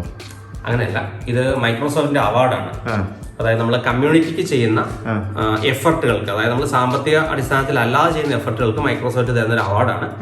എനിക്ക് ആദ്യം കിട്ടുന്നത് 2007-ലാണ് മോസ്റ്റ് മൈക്രോസോഫ്റ്റ് MVP അവാർഡ് കിട്ടുന്നത്. അതിനുശേഷം ഇതുവരെയുള്ള സമയത്ത് 10 തവണ കിട്ടിയിട്ടുണ്ട്. എല്ലാ വർഷവും കിട്ടിയിട്ടില്ല. കുറെ ആളുകൾക്ക് കൊടുക്കും അല്ലേ അവരെ? ഇന്ത്യ വൈഡ് അറൌണ്ട് 50-60 പേർക്കെടുത്ത് MVP ഇപ്പൊ കറന്റ് ഉണ്ട്. ആക്റ്റീവ് ആയിട്ടുള്ള MVP ഉണ്ട്. ഞാൻ ഈ വർഷത്തെ MVP അവാർഡ് ഹോൾഡർ അല്ല. ശരിക്കും ഞാൻ ടെക്നിക്കലി അവാർഡ് ഒരു വർഷം ഒരു തവണ കിട്ടിയാൽ മതി. നമ്മൾ MVP ആണ്. നമ്മൾ അതേ കാര്യങ്ങളും നമ്മുടെ എഫർട്ടുകളൊക്കെ തുടരുന്നുണ്ടെങ്കിൽ നമ്മൾ റീ അവാർഡ് ചെയ്യും. അങ്ങനെ പല വർഷങ്ങളിലായിട്ട് കിട്ടിയ അവാർഡുകൾ. ഇത് അവാർഡൊന്നും അല്ല. നമ്മൾ തൊട്ടു മുമ്പ് കാണിച്ച 84 മോഡൽ ആപ്പിൾ ഉണ്ടല്ലോ, ആ ആപ്പിളിന്റെ വേറെ അന്ന് എന്റെ കയ്യിൽ ഡൈഡ് ആയിട്ടൊരു പ്രൊഡക്റ്റ് ഉണ്ടായിരുന്നതിന്റെ മദർ ബോർഡാണ്. മോട്ടറോളയുടെ ഒറിജിനൽ പ്രോസസർ വെച്ച് ശരിക്കും ടെക്നോളജിയിൽ പാഷനേറ്റ് ആയ ഒരു ഗ്രൂപ്പ് തിരിച്ചറിയാവുന്ന ഒരു അവാർഡൊക്കെ തന്നെയാണ് ഈ സാധനം. അപ്പൊ അതുകൊണ്ടാണ് MVP അവാർഡിന്റെ കൂടെ തന്നെ ഇരുന്നോട്ടെ എന്ന് വെച്ചത്. അപ്പൊ നമുക്ക് നെക്സ്റ്റ് പരിപാടികളിലേക്ക് പോകാം. ഇവിടെ നമുക്ക് കുറെ ഡ്രൈവുകൾ ഇരിപ്പുണ്ട്, സ്റ്റോറേജ്. അപ്പൊ നമ്മൾ ചർച്ച വേണമെങ്കിൽ നേരെ സ്റ്റോറേജിലേക്ക് തിരിക്കാം. തീർച്ചയായും സ്റ്റോറേജിന്റെ കൺസെപ്റ്റ് നമുക്ക് സ്റ്റോറേജ് മീഡിയങ്ങൾ എന്ന് പറയുമ്പോൾ ആദ്യം പഴയ പഞ്ച് കാർഡ് എന്നറിയപ്പെടുന്ന ഉപകരണത്തിൽ നിന്ന് തുടങ്ങുന്നു. കടലാസിനകത്ത് ഇങ്ങനെ ഹോൾസ് ഇട്ട് ഡേറ്റ സ്റ്റോർ ചെയ്യുന്നത്. എന്റെ പഞ്ച് കാർഡ് ഉണ്ട്, ഞാൻ അത് കഴിഞ്ഞ് വേണേൽ കാണിക്കാം. അപ്പൊ കടലാസിനകത്ത് സ്റ്റോർ ചെയ്യുന്ന ഒരു സാധനത്തിൽ നിന്ന് തുടങ്ങിയ പിന്നീട് IBM ആണ് ആദ്യമായിട്ട് ഹാർഡ് ഡിസ്ക് കൊണ്ടുവന്നത്. IBM ഒരു ടൺ ആയിരുന്നു വെയിറ്റ്, 1000 കിലോ. ഒരു ചെറിയ ലോറിയുടെ സുജിത്തിന്റെ വണ്ടിയൊക്കെ ഒരു ടൺ ഉണ്ടാവും അല്ലേ? ഒരു ടൺ കഷ്ടി ഉണ്ടാവുള്ളൂ ചിലപ്പോ. അപ്പൊ ആ വണ്ടിയുടെ വെയിറ്റ് ആയിരുന്നു ഹാർഡ് ഡിസ്കിന്. നമ്മുടെ വണ്ടി ടാറ്റയാ, അപ്പൊ ഇരുമ്പിച്ചിരി കൂടുതൽ ഉണ്ടാകാൻ ചാൻസ് ഉണ്ട്. ഹാരിയറിന് ചിലപ്പോൾ ഒരു ടണ്ണിൽ കൂടുതലുണ്ടാവും. ചിലപ്പോൾ ഹാരിയർ ഡ്രൈവിൽ ആരെയും വന്ന് കമന്റ് ചെയ്തോളൂ എത്ര ടൺ ഉണ്ടെന്ന് അവർ കൃത്യമായിട്ട് പറയും. ചിലപ്പോൾ നമ്മളായിട്ട് ചീത്തയും പറയും, വെയിറ്റ് അറിയാതെയാണ് വണ്ടികൾ നടക്കുന്നത്. അപ്പൊ ഒരു ടൺ വെയിറ്റ്, എന്തായാലും ഇതിന്റെ കാര്യം എനിക്ക് ഉറപ്പുണ്ട്, ഒരു ടൺ വെയിറ്റ് ഉണ്ട്. പിന്നെ ഒരു ടൺ ഉള്ളതുകൊണ്ട് കപ്പാസിറ്റി ലാവിഷായിട്ടുണ്ട്. 5 MB. 5 MB capacity. നിങ്ങൾ 5 MB ചിന്തിക്കരുത്, 5 മില്യൺ എന്ന് ചിന്തിക്കുക. 5 MB മീൻസ് 5 മില്യൺ ബൈറ്റ്സ് ആണ്. ഈ 5 മില്യൺ എന്ന് പറയുമ്പോൾ 50 ലക്ഷമാണ്. അപ്പൊ 50 ലക്ഷം ക്യാരക്ടർ ഞാൻ ടൈപ്പ് ചെയ്തുണ്ടാക്കണം. ഞാൻ സാധാരണ ചെല്ലേ ഇപ്പം ഈ MB പറയുമ്പോൾ നമ്മൾ എപ്പോഴും ചെല്ല് പുച്ഛിച്ച് പറയും. അപ്പൊ ഞാൻ അവരോട് പറയുന്നൊരു മറുപടി ഉണ്ട്, നിങ്ങളൊരു ഫോട്ടോ എടുത്തപ്പോൾ 5 MB ആയി അല്ലെ 10 MB ആയി, നമ്മൾ നേരത്തെ പറഞ്ഞ പോലെ അത് സത്യമാണ്. അത് നിങ്ങളല്ല ചെയ്തത്, ക്യാമറയാണ് ചെയ്തത്. നമ്മളൊരാളെ പിടിച്ചിരുത്തുക, ഒരു വേർഡ് തുറന്നു അയാളുടെ പിടിച്ചിരുത്തുക, 5 MB ഒരു ഫയൽ ഉണ്ടാക്കാൻ പറയാം അയാളോട്. അയാള് 50 ലക്ഷം ക്യാരക്ടർ ടൈപ്പ് ചെയ്യണം. 5 MB ഒരു ഫയൽ ഉണ്ടാവണം, ടെക്സ്റ്റ് ഫയൽ. ഒരു വീഡിയോ ഫയൽ ഉണ്ടാക്കുന്ന ആൾ നിസ്സാരമായിട്ട് ഈ ജിഗാബൈറ്റ് കപ്പാസിറ്റി എത്തും. പക്ഷെ ഒരു ടെക്സ്റ്റ് ഫയൽ ഉണ്ടാക്കുമ്പോൾ എന്ന് ഞാൻ ടൈപ്പ് ചെയ്ത ഒരു ക്യാരക്ടർ, ഒരു ബൈറ്റേ ആയുള്ളൂ. അപ്പൊ 5 മെഗാബൈറ്റ് എന്ന് പറഞ്ഞാൽ 5 മില്യൺ ബൈറ്റ് എന്ന് ഉണ്ടാക്കണമെങ്കിൽ 50 ലക്ഷം ക്യാരക്ടർ ഇയാൾ ടൈപ്പ് ചെയ്യണം. അവന്റെ ജീവിതത്തിൽ എത്ര നാൾ എടുക്കും ഒരു 5 MB ഫില്ല് ചെയ്യാൻ? അപ്പൊ അതാണ് 5 MB അന്ന് വലുതായിരുന്നത്. കാരണം അന്ന് ചെയ്യുന്ന അക്കൗണ്ടിങ് വർക്കാണ്, ടൈപ്പിംഗ് വർക്കാണ്, അല്ല വീഡിയോ എഡിറ്റിങ്ങോ ഒന്നും അല്ലല്ലോ കമ്പ്യൂട്ടർ ചെയ്യുന്നത്. അപ്പൊ അന്ന് തുടങ്ങി. എന്തായാലും ഭാഗ്യത്തിനോ ഇതിനോ എനിക്ക് ആ ഒരു ടണ്ണുള്ള ഹാർഡ് ഡിസ്ക് ഇവിടെ ഇല്ല കേട്ടോ, ക്ഷമിക്കണം. അമേരിക്കയിൽ ആ സമയത്ത് 5 MB ഒന്നും സമയത്താണ് ഉണ്ടായിരുന്നത്. 5 MB ഒന്നും ഇല്ലെങ്കിലും കുറച്ച് കിലോ വെയിറ്റ് ഉള്ള ഒരു ഹാർഡ് ഡിസ്ക് കാണിക്കാം. ഒരു 5 കിലോ 6 കിലോ ഉണ്ടാവും. 100 MB അടുത്തുണ്ട് കപ്പാസിറ്റി. ഇത് സീഗേറ്റ് ആയിരുന്നു, സീഗേറ്റിന്റെ ആണ്. പിന്നെ മാക്സ്ട്രന്റെ ഒരു മോഡലും ഉണ്ട്. മാക്സ്ട്രന്റെ ഒരു മോഡൽ ഹാർഡ് ഡിസ്കും എന്റെ കയ്യിലുണ്ട്. ഇതൊക്കെ വർക്ക് ചെയ്യാൻ എന്തോരം കറണ്ട് വേണ്ടി വരും ഭയങ്കരമായിട്ട് അല്ലേ? അന്ന് കറണ്ടിനെ കുറിച്ചോ അല്ലെങ്കിൽ കമ്പ്യൂട്ടർ പ്രവർത്തിക്കുമ്പോൾ കറണ്ടിനെ കുറിച്ച് നമ്മൾ ചിന്തിച്ചിട്ടൊന്നുമില്ല. അപ്പൊ കമ്പ്യൂട്ടർ എന്ന് പറയുന്നത് തന്നെ വലിയ സംഭവമല്ലേ. ഇത് അതേപോലെ തന്നെ മാക്സ്ട്രന്റെ ആണ്. സ്കസി എന്നറിയപ്പെടുന്ന ഒരു ടെക്നോളജി ആയിരുന്നു ഇതിന്റെ കേബിൾ കണക്ടറൊക്കെ. സ്കസി ഹാർഡ് ഡിസ്ക് എന്നറിയപ്പെട്ടിരുന്ന ഒരു സംഭവമായിരുന്നു. ഇത് വലിപ്പം കണ്ട് കാര്യമാക്കണ്ട, ഇതിന് വലിയ കപ്പാസിറ്റി ഒന്നും ഇല്ല. 81 സമയത്തൊക്കെ IBM എന്ന കമ്പനി ഈ PC ഉണ്ടാക്കി തുടങ്ങുമ്പോൾ അവർ ഉപയോഗിച്ചിരുന്ന സാധനം ഇതാണ്. ഇതൊരു IBM PC ആർക്കിടെക്ചർ മെഷീനിൽ നിന്ന് 81 സമയത്തെ മെഷീനിൽ നിന്നാണ്. 20 MB ആയിരുന്നു കപ്പാസിറ്റി. ഇത് ഞാനൊരു പഴയ കമ്പ്യൂട്ടർ എന്ന രീതി ഞാൻ ഉപയോഗിച്ചിട്ടുണ്ട്. 20 MB. അപ്പൊ ഇത് 20 MB കപ്പാസിറ്റിയാണ്. ഇതിനേക്കാൾ പഴയത് ഉപയോഗിച്ചിട്ടുള്ളവരുണ്ടാകും കേട്ടോ. നമ്മള് വെറ്ററൻസ് പല ഇൻഡസ്ട്രിയിൽ ഉണ്ടാവും, അവർ കാണും. ഇത് 20 MB. ഇതൊരു റെയർ കളക്ഷൻ ആണ്. ഈ ഒരു സാധനം ഹാർഡ് ഡിസ്കുകളുടെ കേസിൽ ഈ കാണുന്ന സീരീസ് ഒരു കുഴപ്പമില്ലാത്ത റെയർ കളക്ഷൻ ആണ് എന്നാണ് എന്റെ വിശ്വാസം. കാരണം മറ്റതെല്ലാം നമ്മുടെ ആക്രിക്കാരൊക്കെ പൊടിച്ചും തകർത്തൊക്കെ കൊണ്ടുപോയിട്ടുണ്ടാവും. അപ്പൊ അതുകൊണ്ട് തന്നെ ഈ സീരീസ് ഹാർഡ് ഡിസ്കുകൾ ഇപ്പോൾ വളരെ റെയർ എന്ന് വിളിക്കാവുന്ന ഇത് കുറച്ചുണ്ട്. നമുക്ക് തൂക്കി വിറ്റാലും കുഴപ്പമില്ലാതെ നല്ല എമൗണ്ട് കിട്ടുന്ന രീതിയിലുള്ള സാധനമുണ്ട്. പിന്നെ സ്റ്റോറേജിന്റെ കാര്യം തുടരുമ്പോൾ പിന്നെ ഇൻഡസ്ട്രി ഫ്ലോപ്പിലോട്ടാണ് മാറിയത്. ചിലർ പറയും ഹാർഡ് ഡിസ്ക് ആണോ ഫ്ലോപ്പി ആണോ ആദ്യം വന്നത്? ഫ്ലോപ്പി രണ്ടാമതാണ് വന്നത്. കാരണം ഈ ഹാർഡ് ഡിസ്ക് ഉണ്ടാക്കുന്ന ഒരു കമ്പനിയുടെ മുതലാളിയാണ് ഫ്ലോപ്പി കണ്ടുപിടിച്ചത്. അലൻ ഷുഗാർട്ട് എന്ന കക്ഷിയാണ്. ഈ സീഗേറ്റ് നമ്മുടെ കമ്പനിയിലെ ഈ സീഗേറ്റിന്റെ മുതലാളിയാണ് ഈ സാധനം ഡെവലപ്പ് ചെയ്തെടുത്തത്, അദ്ദേഹത്തിന്റെ ടീം. അപ്പൊ അതുകൊണ്ട് തന്നെ ഹാർഡ് ഡിസ്ക് ആണ് ആദ്യം വന്നത്, പിന്നെ അതിന്റെ കുഞ്ഞ് സാധനമായിട്ടാണ് ഫ്ലോപ്പി വന്നത്. ഫ്ലോപ്പിയുടെ കപ്പാസിറ്റി 1 പോയിന്റ് എത്ര പലതുണ്ടായിരുന്നു. 360 കിലോബൈറ്റ് മുതൽ ഫ്ലോപ്പി ഉണ്ടായിരുന്നു. 1.2 MB, 1.44 MB, പിന്നെ 2.88 കൊണ്ട് അവസാനിച്ചത്. അത് പ്രചാരത്തിലായില്ല. 1.4 ഇതൊക്കെ ഞാൻ ഫ്ലോപ്പി ഒക്കെ ഉപയോഗിച്ചിട്ടുണ്ട് ആക്ച്വലി. അത് വലിയ ഫ്ലോപ്പി. എന്റെ ഇതിനേക്കാൾ വലിയൊരു ഫ്ലോപ്പി ഉണ്ട്. ഇത് 5.25 ഇഞ്ചാണ്. 8 ഇഞ്ചിന്റെ ഇത്രയും വലിപ്പമുള്ള ഒരു ഫ്ലോപ്പി ഉണ്ട്. ഞാൻ സുഹൃത്തിന് വേണ്ടി തപ്പിയപ്പോ കണ്ടില്ല. ഞാൻ ആക്ച്വലി എനിക്ക് ഇപ്പോഴും ഓർമ്മയുണ്ട്. പണ്ട് ഞാൻ 10-12 ക്ലാസ്സുകൾ, 12 അതിന് മുന്നേ ക്ലാസ്സുകൾ പഠിക്കുമ്പോഴത്തേക്കിനും ഫ്ലോപ്പി ഡിസ്കുകൾ വാങ്ങുമായിരുന്നു. അന്ന് എനിക്ക് തോന്നുന്നു ഒരു 15-20 രൂപയ്ക്കായിരുന്നു ഫ്ലോപ്പി ഡിസ്കിന്റെ വില. Floppy disk. എന്നിട്ട് ഈ ഫ്ലോപ്പി ഡിസ്കിലാണ് നമ്മള് മാഗസിനൊക്കെ ഞാൻ ആ സമയത്ത് മറ്റേ പേജ് മേക്കറിൽ ടൈപ്പ് ചെയ്തിട്ട് ഈ ഫ്ലോപ്പിക്കകത്താക്കി കൊണ്ടുപോയി പ്രിന്റ് എടുക്കുന്ന പരിപാടിയൊക്കെ ഉണ്ടായിരുന്നു. പണ്ട് നമ്മളിപ്പോ ഈ CD അത് കഴിഞ്ഞ് CD വന്നു. ഇപ്പൊ CD ഇല്ല, പെൻഡ്രൈവിലൊക്കെ ആക്കിക്കൊണ്ട് പോകുന്ന പോലെ പണ്ട് നമ്മൾ ആക്കിക്കൊണ്ട് പോയിക്കൊണ്ടിരുന്ന ഫ്ലോപ്പി എന്ന് പറയുന്നത്. ഇതൊരു നൊസ്റ്റാൾജിക് സംഭവം അല്ലേ? കാരണം പണ്ട് നമ്മുടെ കോളേജ് ലാബിലെ ഫ്ലോപ്പി മാത്രമല്ല നൊസ്റ്റാൾജിക്, ഈ പെട്ടി നൊസ്റ്റാൾജിക്ക. കോളേജ് ലാബിൽ ഉണ്ടായിരുന്ന വലിയ സംഭവമായിരുന്നു. കാരണം ഇതിന്റെ താക്കോൽ നമ്മുടെ ടീച്ചറിന്റെ കയ്യിലാവും. ഞാൻ കോളേജ് ലാബിൽ നിന്ന് അടിച്ചിട്ട് പോകുന്നൊന്നും അല്ല. അപ്പൊ ടീച്ചറിന്റെ കയ്യിലാവും. അപ്പൊ തുറക്കാൻ നമുക്ക് അവകാശമില്ലല്ലോ. എന്നിട്ട് നമ്മൾ ഇങ്ങനെ തുറന്ന് നമ്മുടെ അന്നത്തെ ലാബിനുള്ള ഫ്ലോപ്പി ടീച്ചർ തരും. അതിട്ട് ലാബ് ചെയ്തോണം എന്ന മട്ടിലുള്ള ഒരു കാലത്തെ സാധനം. ഇതുണ്ട് സെപ്പറേറ്റ് ചെയ്യാൻ പല സെപ്പറേറ്റർ ഒക്കെ ഉണ്ട്. ഓരോ വിഷയം അനുസരിച്ച് സെപ്പറേറ്റ് ചെയ്തും ടോപ്പിക് അനുസരിച്ചൊക്കെ വെക്കാനായിട്ടൊക്കെ ഉള്ള ഇങ്ങോട്ട് വലിക്കാം. ഇതാണ് ഇതിനകത്തെ സാധനം. 1.44 MB. വലിയ സംഭവമായിരുന്നു. ശരിക്കും ഭയങ്കര സംഭവമായിരുന്നു അല്ലേ? ആ സമയത്ത് വലിയ സംഭവമായിരുന്നു. അതെ അതെ അതെ. അതിനുശേഷം പിന്നെ അതൊക്കെ മാറി പിന്നെ CD ഡ്രൈവിലേക്ക് വന്നു. പിന്നെ അതും ഇല്ലാതായി. ഇപ്പൊ നമ്മള് ആകാശത്ത് ക്ലൗഡിലാണ് വിവരങ്ങൾ. ഇപ്പൊ എല്ലാം ക്ലൗഡ്. ഇപ്പൊ ഒരു മീഡിയം പോലും നമുക്ക് വേണ്ട. മീഡിയം പോലും ആവശ്യമില്ല. നേരെ വരിക, വിവരങ്ങൾ ക്ലൗഡിലേക്ക് അപ്ലോഡ് ചെയ്യാം. എന്തായാലും CD ഡ്രൈവിന്റെ കാര്യം പറഞ്ഞ സ്ഥിതിക്ക് അവൈലബിൾ ആയതിൽ എന്റെ കയ്യിൽ അവൈലബിൾ ആയാലും ഏറ്റവും പഴയ CD ഡ്രൈവ് പരിചയപ്പെടാം. വേറെ പുതിയ CD ഡ്രൈവുകൾ പലതും ഉണ്ട്, ക്രിയേറ്റീവിന്റെ അടക്കം. ഈ CD ഡ്രൈവിന് പ്രത്യേകതയുണ്ട്. ഒന്നാമത് എക്സ്റ്റേണൽ CD ഡ്രൈവാണ്, ഇച്ചിരി ഹെവിയാണ്. അന്ന് ഇങ്ങനെയായിരുന്നു വന്നിരുന്നത്. ഇതിന്റെ പുറകെ നോക്കിയ സ്കസി കണക്ടർ എന്നറിയപ്പെടുന്ന ഒരു കണക്ടർ ഉപയോഗിച്ചാണ് കണക്ട് ചെയ്തിരുന്നത് ഈ സാധനം. അതൊക്കെ അവിടെ നിൽക്കട്ടെ.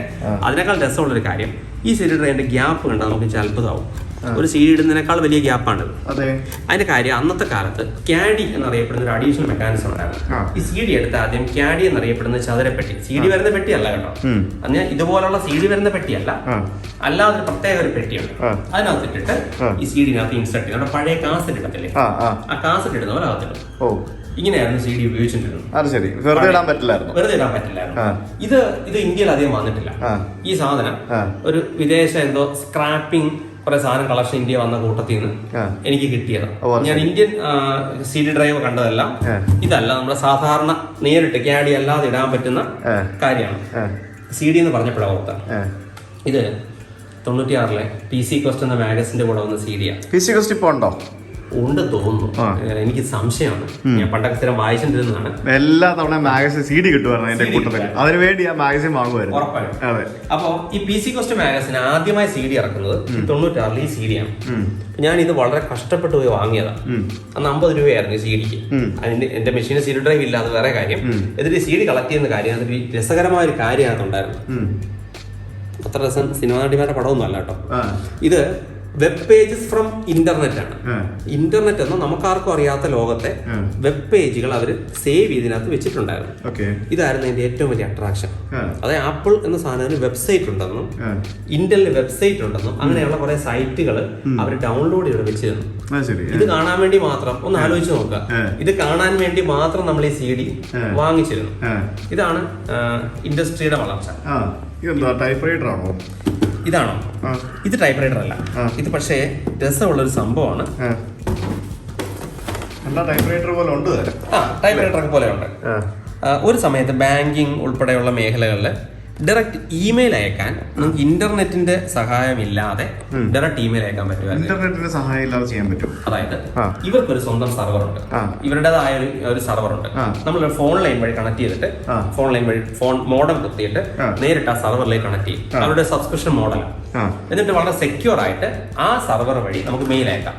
ആ മെയിൽ അയക്കാൻ വേണ്ടി മാത്രം ഡിസൈൻ ചെയ്യപ്പെട്ടിരുന്ന ഒരു ടെർമിനലാണ്. ഇതിന് പ്രത്യേകിച്ച് ബുദ്ധിയൊന്നുമില്ല. അപ്പൊ ഇവിടെ തെളിഞ്ഞ വിവരം നമ്മൾ ടൈപ്പ് ചെയ്യുക, ഈ വിവരം നേരെ ഒരു ഇമെയിൽ ആയിട്ട്, ഇപ്പൊ സ്റ്റാൻഡേർഡ് ഇമെയിൽ അയക്കാനായിട്ട് മാത്രം. ഒന്ന് ആലോചിച്ച് നോക്കുക, നമ്മളിപ്പോ നമ്മുടെ കയ്യിലുള്ള കയ്യിലിരിക്കുന്ന ഒരു ഉപകരണത്തിൽ എല്ലാം ഉണ്ട്. അപ്പൊ അതുമായിട്ട് കമ്പയർ ചെയ്യുമ്പോൾ ഒരു ഇമെയിൽ അയക്കാൻ വേണ്ടി മാത്രം ഒരു ഉപകരണം, റെക്കോർഡ് ചെയ്യാൻ വേണ്ടി മാത്രം ഉപകരണം, പ്രൊജക്ടറിന് വേണ്ടി മാത്രം ഉപകരണം എന്ന മട്ടില്ല. അപ്പൊ ഡിജിറ്റൽ ഇന്റഗ്രേഷന്റെ കാലത്ത് ആലോചിക്കുമ്പോൾ ഫണ്ണിയായിട്ടുള്ള കാര്യമാണ് ഇതെല്ലാം. ഭയങ്കര അതിശയമായിട്ട് തോന്നുന്ന ഓരോ സാധനങ്ങളാണ് നമുക്ക് ഇവിടെ ഇരിക്കുന്നത്. ഇനി ഇതൊന്നും അല്ലാതെ ഇനി എന്തൊക്കെയാണുള്ളത്? വേറെ ഒരു വലിയ കളക്ഷൻ എന്റെ ഉണ്ട്. പക്ഷെ എല്ലാം ഒന്നും ഈ പറഞ്ഞ പോലെ ഈ ഒരു മുറിയുടെ പരിമിതിയില് ഇത് കാണിക്കുന്ന ബുദ്ധിമുട്ടുണ്ട്. പിന്നെ ഒരു ജങ്ക്യാർഡ് പോലെ ആവും പല സാധനങ്ങളും കയ്യിലുള്ള കളക്ഷൻ. അപ്പം വീട്ടുകാർക്ക് ബുദ്ധിമുട്ടാവത്തില്ലേ, വീട്ടുകാരെ ഇറക്കി വിടുന്നല്ലോ വീട്ടിൽ. ഇത് ഐ ബി എമ്മിന്റെ മെഷീൻ പ്രത്യേകത ഉണ്ട്. ഈ ഓൾ ഇൻ വണ്ണുകൾ നമ്മളിപ്പോ സംസാരിച്ചു തുടങ്ങിയിട്ട് ഇപ്പൊ എത്ര കാലമായി? അധികം കാലമൊന്നും ആയിട്ടില്ല. ഇത് 90s ഒരു ഓൾ ഇൻ വണ്ണ കണ്ടാ അറിയാം, വെളുത്ത കളറുള്ള പഴയ കാലത്തെ. പക്ഷെ ഇത് ഓൾ ഇൻ വൺ ആണ്, കണ്ടില്ലേ? എല്ലാം ഇതിനകത്ത് തന്നെയാണ്. LCD മോണിറ്റർ അന്ന് സങ്കല്പിക്കാൻ പറ്റാത്ത സമയത്തെ ഒരു ഓൾ ഇൻ വൺ ആണ്. ഓൾ ഇൻ വൺ എല്ലാ ഫംഗ്ഷനും ജസ്റ്റ് കീബോർഡ് കുത്തുക, ഉപയോഗിച്ചു കൊടുക്കുക. ഈ കമ്പ്യൂട്ടർ സാധനങ്ങളല്ലാതെ ഇതുപോലുള്ള ഫോണും ഇത് മറ്റേ പേജറാണോ? അല്ല, അത് ഫാക്സ് മെഷീൻ. സാധനങ്ങളൊക്കെ കളക്ട് ചെയ്യുന്നുണ്ട്. കളക്ഷൻ ഉണ്ടോ? ഉണ്ട്. ടെക്നോളജി റിലേറ്റഡ് ആയിട്ട് ഇപ്പോ സുജിത്ത് ഇപ്പൊ ക്വിക്കായിട്ട് ചോദിച്ചപ്പോ കാണിക്കാമെന്ന് വിചാരിച്ച് എടുത്ത് വെച്ച സാധനങ്ങൾക്ക് അപ്പുറത്തേക്ക് വലിയൊരു കളക്ഷൻ ഉണ്ട്. ഉദാഹരണം പറഞ്ഞ ടൈപ്പ് റൈറ്ററുകൾ, പഴയ മെക്കാനിക്കൽ ടൈപ്പ് റൈറ്ററുകൾ മുതല് ടൈപ്പ് റൈറ്റർക്ക് ഒരു ട്രാൻസിഷൻ പീരീഡ് ഉണ്ട്. ഒരു സാധനം നമുക്കൊന്ന് കാണിച്ചു തരുമോ? പഴയ ടൈപ്പ് റൈറ്ററുകളെ പരിചയപ്പെട്ടിട്ടുണ്ടാവും. കോമണായിട്ട് ഞാൻ വേറൊന്നും കാണിക്കാം. ടൈപ്പ് റൈറ്ററുകളുടെ സമയത്തെ ഒരു ട്രാൻസിഷൻ പ്രൊഡക്റ്റ് ആണ്. ടൈപ്പ് റൈറ്റർ പെട്ടിക്കകത്താണ്. പെട്ടി നല്ല സ്റ്റൈലിന് പെട്ടിക്കകത്താണ്. ഇത് മറ്റേ ട്രഡീഷണൽ സാധനം പോലെ അല്ല. ഈ ഭാഗം നോക്കിയ ട്രഡീഷണൽ ആണ്. കാര്യം അത് നോർമൽ അവിടെ പോയി ഇമ്പാക്ട് പോയി അടിക്കുന്ന ടൈപ്പാണ്. പക്ഷെ ഇവിടെ തൊടുമ്പോൾ നമുക്ക് മനസ്സിലാവും ഇത് ആഴത്തിലേക്ക് അമരാനുള്ള ഓപ്ഷൻ ഇല്ല. അതിന്റെ കാര്യം ഇലക്ട്രിക്കൽ ടൈപ്പ് റൈറ്റർ ആണ്. ഇലക്ട്രിക്കൽ എന്ന് പറഞ്ഞാൽ ഇവിടെ പ്രസ് ചെയ്യുമ്പോൾ ഒരു പവർ കൊണ്ട് കറണ്ട് കണക്ഷൻ ഉണ്ട്, കണ്ടില്ലേ? പവർ കൊണ്ട് ആക്ടിവേറ്റഡ് ആയിട്ട് അപ്പുറത്തേക്ക് വർക്ക് ചെയ്യുന്ന ഉപകരണമാണ്. അപ്പൊ ഇലക്ട്രിക്കൽ അന്ന് വലിയൊരു ഫാൻസി പ്രൊഡക്റ്റ് ആണ്. ഇത് കഴിഞ്ഞാണ് ഇലക്ട്രോണിക് ടൈപ്പ് റൈറ്റർ വന്നത്. ഇലക്ട്രിക്കൽ ഒരു സമയം കഴിഞ്ഞിട്ട് ഇലക്ട്രോണിക് ടൈപ്പ് റൈറ്റർ ഉണ്ടായിരുന്നല്ലേ? ഒരു DTP സെന്ററുകളുടെ ഒരു സമയത്തെ വൻ ആഡംബരമായിരുന്നു ഇലക്ട്രോണിക് ടൈപ്പ് റൈറ്റർ. ഇലക്ട്രോണിക് അല്ല, ഇലക്ട്രിക്കൽ തന്നെയാണ്. കണ്ടില്ലേ? കുറച്ചുകൂടെ ക്യൂട്ട് ലുക്കിംഗ് ആണ്. ഇപ്പൊ നമുക്കൊരു എന്താ പറയാ, ഒരു സിനിമയിലൊക്കെ ഒരു സബ്ജക്റ്റ് ആയിട്ട് എടുത്ത് വെക്കാം മേശപ്പുറത്തൊക്കെ അല്ലേ? ഒരു തീമായിട്ട് അല്ലെങ്കിൽ വല്ല റെസ്റ്റോറന്റിലൊക്കെ ചാടയ്ക്ക് വേണമെങ്കിൽ ഒരു തീമായിട്ട്, കളർ തീമായിട്ടൊക്കെ വെക്കാം. ഓക്കെ, ഉള്ളല്ലോ. അപ്പൊ ഇത് കാണുമ്പോഴത്തേക്കിന് ഏതെങ്കിലും റെസ്റ്റോറന്റ് കൊടുക്കാൻ ഉദ്ദേശിക്കുന്നില്ല. ഭാര്യ പറഞ്ഞല്ലോ ഇതിനകത്ത് കാണിക്കരുതെന്ന്. കൂമ്പാനാണല്ലോ പൊന്നെ, ഇത് എന്താണിത്? Oh my God. ഇത് ഞാൻ ടെക്നോളജികളുടെ ഒരു കളക്ഷൻ എന്നും വീട്ടുകാർ ആക്രി എന്നും ഒക്കെ വിളിക്കപ്പെടുന്ന സാധനങ്ങളുടെ ഒരു കളക്ഷനാണ്. ഇതിനകത്ത് കുറെ ഉണ്ട്. അപ്പൊ അതുകൊണ്ട് തന്നെ ഈ പറഞ്ഞ പോലെ ഇതൊക്കെ വൃത്തിയാക്കിക്കൊള്ളണം എന്നുള്ള ഭീഷണിയും എനിക്ക് ഉണ്ട്. പിന്നെ ഉറപ്പായിട്ടും ഉദാഹരണം പറഞ്ഞിട്ടുണ്ട്, ഇന്റലിന്റെ ഓൾ ഇൻ വൺ ആണിത്. ഒരു എല്ലാ ഫുൾ യൂണിറ്റ് ആണ്. ഇതിന് തന്നെ കീബോർഡ് ഉണ്ട്. കീബോർഡ് എടുത്ത് കുത്തി കഴിഞ്ഞാൽ ഡയറക്റ്റ് ആവും. ഈ സാധനം ഡംപ് ടെർമിനൽ എന്നറിയപ്പെടുന്ന ഉപകരണമാണ്. അതായത് പഴയ മെയിൻ ഫ്രെയിമുകളിൽ കണക്ട് ചെയ്തിട്ട് നമ്മുടെ റെയിൽവേ റിസർവേഷൻ സിസ്റ്റങ്ങൾക്കൊക്കെ വേണ്ടി ഉപയോഗിച്ച ഇന്ത്യൻ റെയിൽവേ ഒക്കെ ഉപയോഗിച്ചിരുന്ന, ഇന്ത്യൻ റെയിൽവേയുടെ ആണ് ഉപയോഗിച്ചിരുന്ന ആ സിസ്റ്റമാണ്. VT100 എന്നറിയപ്പെടുന്ന ഒരു ടെർമിനൽ. ഡിജിറ്റൽ എക്യുപ്മെന്റ് കോർപ്പറേഷൻ എന്ന കമ്പനിയുടെതാണ് ആ ഒറിജിനൽ ആ കൺസെപ്റ്റ്. നേരത്തെ കണ്ടില്ലേ? അതേ സീരീസ്. ഇനി അതിന്റെ അടുത്ത തലമുറ ആപ്പിൾ ആണ്. അതിൽ 3 വർക്കിംഗ് ആണ് കേട്ടോ. 3 വർക്കിംഗ് ആണ്. ചുരുക്കം പറഞ്ഞ കോടിക്കണക്കിന് രൂപയാണ് വില ഉണ്ടായിരുന്ന സാധനങ്ങൾ താങ്കളുടെ കയ്യിലുണ്ട്. വില ഉണ്ടായിരുന്നു എന്ന് പറയണം. അതെ അല്ലേ? ഇത് കണ്ടോ, നേരത്തെ നമ്മൾ ഇലക്ട്രോണിക് ടൈപ്പ് റൈറ്ററിന്റെ കാര്യം പറഞ്ഞില്ലേ? ആ 2 ഇലക്ട്രോണിക് ടൈപ്പ് റൈറ്റർ ആണ് ഇത്. ഇതും നമ്മൾ ടൈപ്പ് ചെയ്തിട്ട് പ്രത്യേകത എത്തുമ്പോൾ കറക്ഷൻ ഒക്കെ ചെയ്യാം. അതിനുശേഷം എൻ്റർ അടിച്ചു കഴിഞ്ഞാൽ പ്രിന്റ് എടുക്കും. അപ്പം ഇത് ഡെയ്സിവിൽ പ്രിന്റർ എന്നറിയപ്പെടുന്ന ടെക്നോളജിയാണിത്. ഇത് കുറെ കാലത്തേക്ക് നമ്മുടെ നാട്ടിലെ DTP സെന്ററുകളിലൊക്കെ കോമൺ ആയിരുന്നു. പഴയ DTP സെന്റർ നടത്തിയിരുന്നവർ പറയും, ഇത് കണ്ടു കഴിഞ്ഞാൽ പറയും ഇന്ത്യയിലുണ്ട്, അല്ല ഇപ്പോഴും ഉണ്ടെന്ന് ചിലപ്പോ പറയാൻ ചാൻസ്. അത് ശരി. പിന്നെന്താ ആ മദർ ബോർഡുകളൊക്കെ കാണിച്ചു കുറെ ഉണ്ടായിരുന്നല്ലോ, അതിവിടെ ഉണ്ട്. മദർ ബോർഡുകളുടെ കളക്ഷൻ ഉണ്ട്. ഇതിന്റെ കാര്യം എന്താണെന്നറിയാം? ഇത് ഞാന് ഓരോ സീരീസുകളുടെ ഒരെണ്ണമെങ്കിലും പ്രിസർവ് ചെയ്തിട്ടുണ്ട്. നോഹയുടെ പെട്ടകത്തിന്റെ കാര്യം പറഞ്ഞ പോലെ ഒരു സ്പീഷീസിലെ ഒരെണ്ണമെങ്കിലും ഞാൻ പ്രിസർവ് ചെയ്തിട്ടുണ്ട്. അപ്പൊ അങ്ങനെ വെച്ച ഒരു കളക്ഷനാണിത്. ഇപ്പൊ ഉദാഹരണം പറഞ്ഞാൽ ഇതിന്റെ പ്രോസസറുകൾ, മൈക്രോ പ്രോസസർ എന്ന സാധനം ഉണ്ടല്ലോ, വേണേൽ അപ്പുറത്തോട്ട് തന്നെ പോവാം. കാരണം ഇത് കുറച്ചുകൂടെ കൃത്യമായിട്ട് കാണണമെങ്കിൽ ഓ ഇതെന്താണ് ഇത്? ഗോൾഡ് ബിസ്ക്കറ്റ് പോലെ ഉണ്ടല്ലോ. സ്വർണ്ണമൊന്നും അല്ല കേട്ടോ. ഇനി വീട് കയറി ആരും ആക്രമിക്കാനൊന്നും വരണ്ട. ഇത് സ്വർണ്ണമൊന്നും അല്ല. അപ്പോൾ ഇത് ഇന്റൽ എന്ന കമ്പനിയും AMD എന്ന കമ്പനിയും ഒക്കെ കാലാകാലങ്ങളിൽ ഇറക്കിയ മൈക്രോ പ്രോസറുകൾ അതിന്റെ ഹിസ്റ്റോറിക്കൽ ക്രമം അനുസരിച്ച് തന്നെ കളക്ഷൻ ഇന്ത്യയിലുണ്ട്. ഇന്റൽ 8088 സത്യത്തിൽ ഈ കാണുന്ന ഇത് ഇന്റൽ 8088ന്റെ മദർ ബോർഡാണ്. 81ലെ മദർ ബോർഡാണ്. അത് മുതൽ ഇങ്ങോട്ട് എടുത്തു കഴിഞ്ഞാലുള്ള അത് ടെക്നോളജി എക്സ്പ്ലെയിൻ ചെയ്യാനാണ്, ഇഷ്ടംപോലെ എക്സ്പ്ലെയിൻ ചെയ്യാൻ മാത്രമുള്ള വിഷയങ്ങളെല്ലാം ഈ ഓരോ പ്രോസസ് ഉണ്ടോ. 386 എന്ന പ്രോസർ, 286 എന്ന പ്രോസർ, ഇത് 486 ആണ്. ഇത് AMDയുടെ സീരീസ് ആണ്. അപ്പോൾ ഇത് ഇന്റൽ പെന്റിയം MMX ആണ്. അപ്പൊ നമുക്ക് ഇത്തരം ടെക്നോളജികൾ കാണാപ്പടം പഠിക്കേണ്ട, നമ്മുടെ ഒരു പാഷൻ ആകുമ്പോൾ നമുക്കിത് കാണാപ്പടം പഠിക്കേണ്ട ആവശ്യമില്ലല്ലോ. അതെന്തായാലും അടിപൊളിയായിട്ടുണ്ട്. അപ്പൊ എന്തായാലും ഇതുപോലത്തെ കുറെ സാധനങ്ങളൊക്കെ കളക്ട് ചെയ്ത് വെച്ചിരിക്കുന്നത് മാത്രമല്ല, അതിനെ പറ്റിയുള്ള വിവരം കൂടെ ഉള്ളതുകൊണ്ടാണ് മൈക്രോസോഫ്റ്റ് ഇതുപോലുള്ള കുറെ അവാർഡുകൾ ഇതുപോലുള്ള ആൾക്കാർക്ക് കൊടുക്കുന്നത്, അല്ലേ? ആണോ? അങ്ങനെ വേണം പറയാം. ഒന്നും കാണാതെ അവരൊന്നും ചെയ്യില്ലല്ലോ ആരാണെങ്കിലും. അപ്പൊ എന്തായാലും ഇതുപോലുള്ള കുറേ അറിവുകളുള്ള ഒരു മനുഷ്യനാണ്. ആ അറിവുകൾ അദ്ദേഹത്തിന്റെ യൂട്യൂബ് ചാനലുണ്ട്. അപ്പോൾ നിങ്ങൾക്ക് ഇതുപോലെയുള്ള കാര്യങ്ങളെ പറ്റി കൂടുതലായിട്ട് അറിയണമെന്നുണ്ടെങ്കിൽ ആ യൂട്യൂബ് ചാനൽ നോക്കുക. അപ്പോൾ വീഡിയോസ് ഇടാറുണ്ട്. അതിനകത്ത് വളരെ സെലക്റ്റീവ് ആയിട്ടുള്ള വീഡിയോസ് ആയിരിക്കും അദ്ദേഹം ഇടുന്നതെന്ന് തോന്നുന്നു, അല്ലേ? അതിന്റെ കാര്യം എന്ന് വെച്ച് കഴിഞ്ഞാല് അത് കമ്പ്യൂട്ടർ ചരിത്രമാണ്. ഒരു ദിവസം ഒരു വീഡിയോ, 10 മിനിറ്റുള്ള ഒരു വീഡിയോ, അൺഎഡിറ്റഡ് ആയ വീഡിയോസ് ആണ്. ഉദ്ദേശം എന്ന് വെച്ച് കഴിഞ്ഞാൽ നമ്മളിപ്പോ 1-ാം നൂറ്റാണ്ടോ 2-ാം നൂറ്റാണ്ടിലോ കമ്പ്യൂട്ടറിലുണ്ടായ ഡെവലപ്മെന്റ് മുതൽ ഇന്ന് വരെ ഉള്ള എല്ലാ കാര്യങ്ങളെയും കവർ ചെയ്തുകൊണ്ട് സമഗ്രമായിട്ട് ഒരു 300 എപ്പിസോഡാണ് എന്റെ മനസ്സിൽ. ഇപ്പൊ 25 നന്നായി പോകുന്നു. 25 എപ്പിസോഡ് ഉണ്ട്. അപ്പൊ അങ്ങനെ പബ്ലിഷ് ചെയ്തുകൊണ്ടിരിക്കുന്ന ഒരു സീരീസ് ആണ് സൈബർ മലയാളം. തീർച്ചയായും കൊടുത്തേക്കാം. എന്തായാലും കൂടുതൽ ഇതുപോലുള്ള കളക്ഷൻസ് താങ്കളുടെ കളക്ഷൻസിലേക്ക് വരട്ടെ എന്ന് എന്താ പറയാ പ്രാർത്ഥിക്കുന്നു. ഈ വീഡിയോ കാണുന്ന ആർക്കെങ്കിലും എന്തെങ്കിലും കൊടുക്കാൻ താല്പര്യം ഉണ്ടെങ്കിൽ ഇദ്ദേഹത്തെ ബന്ധപ്പെടാനുള്ള സൗകര്യം ഉണ്ട് കേട്ടോ, ഇല്ലേ? ആണോ? അതായത് നിങ്ങളുടെ കയ്യിൽ ഇതുപോലുള്ള എന്തെങ്കിലും വസ്തുക്കൾ ഉണ്ടെങ്കിൽ നിങ്ങളുടെ കയ്യിൽ ഇരിക്കുന്ന പഴയ 5 വർഷം പഴക്കമുള്ള കമ്പ്യൂട്ടർ സ്ക്രാപ്പ് ചെയ്തേക്കാം. അതിനേക്കാൾ കൂടുതൽ ഇങ്ങനെയുള്ള സാധനങ്ങൾ ഉണ്ടെങ്കിൽ നിങ്ങളുടെ ഒരു വസ്തു ഉണ്ടാവുള്ളൂ. അപ്പൊ എന്റെ പ്ലാൻ ഇതെല്ലാം കൂടെ ഷോക്കേസ് ചെയ്തുകൊണ്ട് മറ്റുള്ളവർക്ക് പ്രയോജനമാകുന്ന രീതിയിലൊരു ഇതൊന്നും അടുത്തൊരു തലമുറയ്ക്ക് വേണ്ടി ഷോക്കേസ് ചെയ്യാനുള്ള ശ്രമമാണ്. അതിന് ഫിനാൻഷ്യൽ ഉദ്ദേശങ്ങളൊന്നുമില്ല. കാരണം എന്റെ പ്രൊഫഷൻ അതല്ല. എന്റെ പ്രൊഫഷൻ ഞാൻ നേരത്തെ പറഞ്ഞ പോലെ IT പ്രൊഫഷനിലാണ് എന്റെ തൊഴിൽ ചെയ്യുന്നത്. ഇതൊരു പാഷന്റെ പുറത്ത് ചെയ്യുന്നതാണ്. അപ്പൊ താല്പര്യമുള്ള അറിഞ്ഞുകൊണ്ട് ഇതിനകത്ത് പലതും അങ്ങനെ കോൺട്രിബ്യൂഷൻ ആണ് കേട്ടോ. ഇവിടെ നേരത്തെ ഞാൻ കാണിച്ച 380 മെഷീനൊക്കെ ഇല്ലേ, അതെനിക്ക് കിട്ടിയ കോൺട്രിബ്യൂഷൻ ആണ്. എനിക്കൊരു പാഷൻ ഉണ്ടെന്ന് കണ്ട് ഈ മൾട്ടിപ്പിൾ സാധനങ്ങൾ ഇതൊന്നും ഞാനിത് ഇതിന്റെ അതാതിന്റെ കാലത്ത് കാശ് കൊടുത്ത് വാങ്ങിയൊന്നും അല്ലല്ലോ. പലതും എന്റെ കാലത്ത് പോലും അല്ല. അപ്പൊ അതുകൊണ്ട് തന്നെ സ്വാഭാവികമായിട്ടും ആരുടെയും കയ്യിൽ അങ്ങനെ കളക്ഷൻസ് ഉണ്ടെങ്കിൽ വെൽക്കം. അപ്പൊ എന്തായാലും നമ്മുടെ ചാനലില് വളരെ ദൈർഘ്യമേറിയ മറ്റൊരു വീഡിയോ ഞാനിവിടെ അവസാനിപ്പിക്കുന്നു. ഇനി കൂടുതൽ കാണണമെങ്കിൽ അവിടെ പോയി കണ്ടാൽ മതി കേട്ടോ. ബൈ.